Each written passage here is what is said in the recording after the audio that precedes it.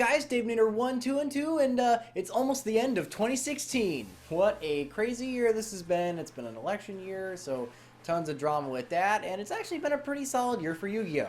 Figured since it's almost Christmas time, it's December, you know, I do the Halloween specials all month, I'll do Christmas specials, kinda, and it'll be year-end countdowns, because that's what everyone does at this time of the year. And to start things off, we'll start them off strong and do the top 10 best, most format-defining cards that came out in 2016. Alright, first I want to set up some ground rules. Number one, it had to come out in its first print in 2016, which automatically pretty much negates anything in the 2016 Megatins, because a lot of that was like from the last year before. Sorry, Ghost Ogre. Also, the card's really good, but it's not generic. It may get bumped off the list. So if you had some cards that you were hoping to be on here and they ended up didn't, then it's probably because they were like Blue Eyes support or something, and that really only works in Blue Eyes, so it's not a super humongous, like, important thing, because it's part of one deck. Not to say the list doesn't contain a couple of cards that are specific to one deck, but if it came down to it when I was making the list, that's what determined some of the ties and things like that. Also, this list could have been 50 cards long, so I had to get really picky with what I put on it. So if I forgot something, that's why. Anyway, let's get started. Oh boy, I pretty much had to include this card, even though I really hate it. Pot of Desire. Probably one of the easiest plus ones we have in the game. It's essentially Pot of Greed. You draw 2 cards. At the cost of banishing face down the top 10 cards of your deck. This thing is probably like the Donald Trump of Yu-Gi-Oh cards. It's very divisive, and you either absolutely hate it or absolutely love it and you wear a little red hat. Banishing 10 cards off the top of your deck is an extremely steep cost. But I suppose if you need to make a board, and that's pretty much what Yu-Gi-Oh is now, make a board turn 1 dot game, then the extra card is extremely important for that. So frankly, the next 10 cards are irrelevant because you probably wouldn't even see them half the time, how fast this game is. So yeah, Pot of Desires. Ghost Reaper and Winter Cherries. Now, she's an extremely powerful card, but she's kind of relegated to the side deck mostly, so I had a hard time sticking her higher on the list. Kind of like Ghost Ogre's cousin. Cherries is a very interesting card, and it can pretty much shut down most of the current top tier decks. Basically, during either player's turn, if your opponent controls more monsters than you can just pitch this thing from your hand, reveal one monster from your extra deck, and then banish all copies of that monster from your opponent's extra deck. Obviously, the utility here is if your opponent is playing an extra deck heavy deck, for instance like a fusion deck or an exceed deck, where all their main deck monsters pretty much are only there to go into the extra deck and don't do much on their own, you can completely debilitate their deck and turn their strategy off by banishing all their Dantes or all their Buster Dragons, and then they can't do anything because they got all these main deck monsters that are just useless. The card is fantastic. Problem is, you do have to kind of relegate space to your own extra deck to play a bunch of cards that you presumably can't, but in a mirror match, this thing is pretty much broken. Card of Demise. I love Card of Demise. It's such a troll card because the only thing you play it in are like anti-meta, rogue tier, obnoxious decks. It has the distinct privilege of being at its best a +2, which is better than Desires. However, it has a bit more to pay. Instead of milling the top 10 cards off of your deck into the banish pile where they're essentially useless, but not actually stopping you from doing the rest of your turn, Demise does carry quite a few little stipulations. You can't special summon that turn, and your opponent doesn't take any damage for the rest of the turn. Meaning, if you're playing this in a burn deck, you pretty much have to set all your stuff and do it on your opponent's turn before any of that does anything. Also, during the end phase, if there's anything left in your hand after you use this thing, you have to discard it all. And if you manage to get all the cards out of your hand before activating this thing, you drew 3 cards. That's a +2. This thing is great, especially in back row heavy decks or anti-meta decks that don't do a ton of special summoning. Twin Twister. MST is actually kind of a strange card when you think about it. It's from like Magic Ruler, which is like what, the 3rd set of the game, and still to this day, it's one of the best, if not the best, spell trap removal cards that we have. It's a quick play spell that's a 1-for-1. It pops 1 face up or face down spell or trap that your opponent has, being a quick play spell means you can either use it on your turn, you can chain it from your hand, or set it like a trap and use it on their turn. Sure, it doesn't negate, but it can stop and make continuous things fizzle, like pendulum scales, field spells, and continuous spells and traps, as well as being completely disruptive. So there really wasn't any way to make a card better than that, only different. However, Twin Twister is definitely in the running to be an MST replacement. At the cost of discarding one card from your hand, you can destroy 2 spell or traps on the field. Immediately obvious is that it destroys more than Mystical Space Typhoon, which means it can actually net you a little more advantage, depending on how it's played. That discard cost, however, is a little clumsy, and certain decks just can't really accommodate it very well, so they still have to use Mystical Space Typhoon, which means that Mystical Space Typhoon isn't completely replaced, but Twin Twisters is a much better card objectively, because sure, you need to discard a card, but you get rid of 2 instead of having to draw a second Mystical Space Typhoon, which you may never see, and if there's 2 cards you need to get rid of, you just have this one neat little package. It's a fantastic card, and they made it a quick play to boot. Yes! Dimensional Barrier. Okay, this one just kind of squeezed in here. Came out pretty recently in, oh shit, Invasion Vengeance. Yeah. I love the fact that Dimensional Barrier is on this list because it's a normal trap card. Trap cards in general haven't gotten much love lately because unless you're a counter trap and spell speed 3, which makes you hard to chain to, you're frankly not very worth playing because it's very slow. There's a reason why people tend to stay away from things like Reckless Greed as a draw engine, because trap cards make you wait, and they make you wait till your opponent's turn, and half the time they're going to get hit by the previous card, Twin Twister, and you're not even going to be able to use them, so you need that spell speed 3 to even make it remotely worth your time. Unless, of course, it's Dimensional Barrier. You declare 1 monster type: Synchro, Fusion, Exceed, or Pendulum. Oh, and Ritual. Did I say Ritual? Basically all the special monster types. And for the rest of the turn, neither player can special summon monsters of that type, and any monsters on the field that are currently that type are negated. You can only use one of these a turn, who cares? Wow, this is a fantastic anti-meta card, and pretty much any deck can run it. Being able to shut down your opponent's most likely main mechanic is great. A fusion deck, its objective is to fusion summon, so if you negate all their fusion summons, that deck can't play. An Exceed spam deck, its main objective is to play Exceed monsters. If you negate all those, it can't play.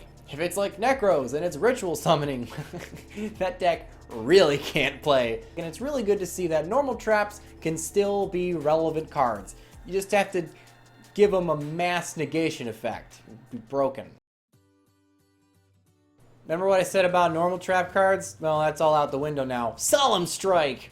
I remember the first time I read the effect of Solemn Strike when it got announced in the OCG. Holy shit. Basically a combination of Black Horn of Heaven and Divine Wrath. As a counter trap, it's spell speed 3, which makes it awfully hard to chain to, except with other spell speed cards like Wiretap, I guess. At the cost of 1,500 life points, you can negate the special summon of a monster or the effect of that monster. It doesn't specify monsters on the field, so you can totally negate hand traps.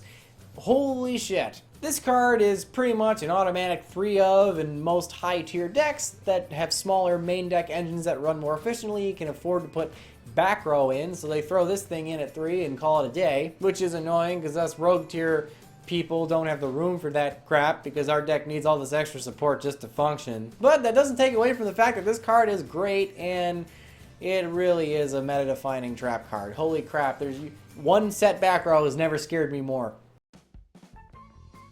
ABC Dragon Buster. The cool thing about this card is it's got that old school XYZ Dragon Cannon style artwork, so it looks like a really old card, but its effect is totally meta-defining, modern, broke, power creep bullshit. Like any good modern fusion monster, it's not really a fusion monster. You don't need polymerization to summon this thing because old fusion summoning is complete trash. Instead, it's a tag out. Oh boy, Contact Fusion, you son of a bitch. Basically just a purple version of an Exceed monster card. ABC Buster Dragon went one step further. You don't just have to control A, B, and C. They can be in your graveyard and just banish them. Which means this thing is extremely easy to set up. You don't even have to have that crap on the field. Just banish her from your grave. There you go.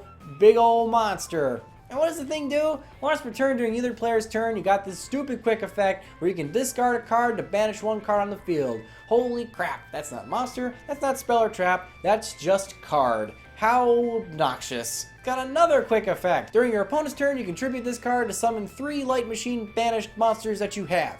That's probably A, B, and C, but because it doesn't specify those 3, meaning you can summon any combination of the 3 if it suits your needs. Which means it can totally negate targeted effects like 101 or Castell in order to try to get rid of it, and play 3 stupid monsters in defense mode, so even things like Regeki don't even help, because all those are going to get killed and get all their graveyard effects, which is just pretty much it's system down or bust. Oh boy, this thing is great. And it came in a starter deck.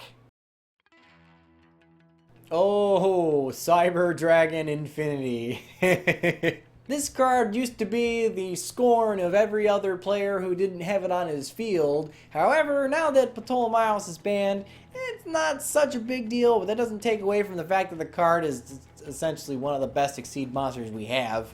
The summoning condition is completely irrelevant because you can just slap this thing over Cyber Dragon Nova, which is the only thing we care about, which makes Galaxy Soldier so good. Basically, you can detach 1 material from him, negate any card effect. What a pain in the ass. And that's not even the best part. On your turn, you can target 1 face-up attack position monster your opponent has and absorb it and attach it as material a la 101. Which means this thing is detaching in order to negate your opponent's card effects and then sucking up your opponent's monsters in order to replenish that negation. Oh, and it gets an attack boost for every material it's got, just to, make sure you can't just run it over. Holy shit. Crystal Wing Synchro Dragon, another self-protecting negate monster. It seems to be a theme nowadays. Unlike Cyber Dragon Affinity, he only negates monster effects, but he does have the bonus ability of gaining the attack power of the monster he negated. His 3k attack wasn't big enough, it might as well just get bigger and punish your opponent for trying to get rid of it. Also, if your opponent has a monster that's like level 5 or higher, and this thing battles it, this thing gains the attack of the monster it's attacking during damage calculation. So, things like Monarchs and Cosmos and other Synchro decks are going to be really annoyed when you drop this thing on them. And hey, that negation effect means that if it does run over something, that stuff won't even float. This thing, just a beautiful card.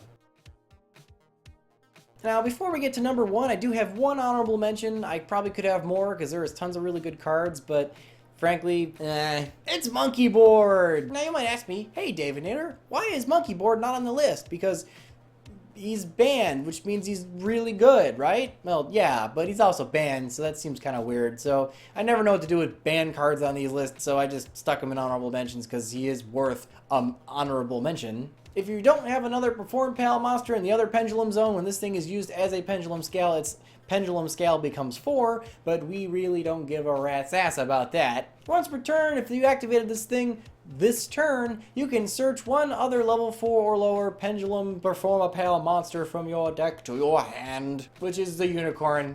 You're getting the Odd Eyes Unicorn. So it's a Scale 1 that searches a Scale 8. That is literally perfect. You can't get any better pendulum-y card than that. A low scale, the lowest scale, searches the high scale. Pretty much the highest scale that we have. So you can pendulum summon all the monsters. It's probably why it's banned. It's a 1-card pendulum scale. He even spent some time at 1, and it didn't seem to matter much because you still could kind of cheese them out and search them and look for them anyway, so it pretty much just had to get banned. Rest in peace, Monkey Bone. Number 1 should be really obvious, and frankly, I don't care because this card is totally awesome! Totally awesome! Everything's cool when you're secret rare. Totally awesome! I don't think Konami cares. Sure, the name of this thing is really stupid, and there's an entire other discussion video on the horizon about Konami's, naming scheme being totally checked out. Magical something? What? But that doesn't stop Totally Awesome from being a totally broken card. I love Aqua Actresses, I love frogs, I love sticking the 2 decks together. I even like the Paleozoic thing since the Trap Monster deck is super cool, and the fact that they all got a boss monster is just so good. I'm not hot about that whole Bahamut Shark bull crap so that rank 4 decks can cheese this thing out and totally ruin my damn fun, so I can't afford to place out of this stupid thing so I can play my damn frogs. But saltiness aside, it doesn't change the fact that this thing is just fan-fucking-tastic. What does it do? Well, it's basically a rank 2 Cyber Dragon Infinity in that it can negate a card effect once per turn. But instead of using a detach in order to do that as an Exceed monster effect, it's actually you tribute another Aqua monster on the field. Which at first sounds totally shitty and totally negging yourself. However, it doesn't specify you can't tribute itself, so if you did cheese this thing out with Bahamut Shark, you're pretty much golden. And furthermore, that negation effect is also bolstered by the fact that you get to set the card you negated to your side of the field. What? So yeah, sure, attributing a monster to negate an effect is negging yourself inherently. However, the fact that you're sticking that card to your side of the field really pays for that pretty quick. Which means you can steal things like Regeki. I think there was a replay against Ryan where I stole Pot of Taboo. Yes, it does! I gotta know. Oh shit! Oh shit! You didn't know that? No, I forgot. I totally forgot. I was like... You're terrible at this game. You're losing to this, Ryan. It even said it. It's just good Yu-Gi-Oh! And that's not even the best part. If you are playing this in a deck it's meant to be in, a rank 2 water spam deck, then during either standby phase you can use its detach effect to summon one frog monster from your deck. Yeah. Basically, it's just you summon Swap Frog. I mean, you could summon other stuff, but no, you summon Swap Frog. Which pretty much means this thing summons the stuff that it needs in order to negate stuff. It gets its own cost out. Oh, and if your opponent does kill the stupid thing, you can add one Aqua monster from your graveyard back to your hand. And because it doesn't specify you can't choose itself, if you choose itself, it just sticks itself back in the extra deck to be summoned again. It's so good.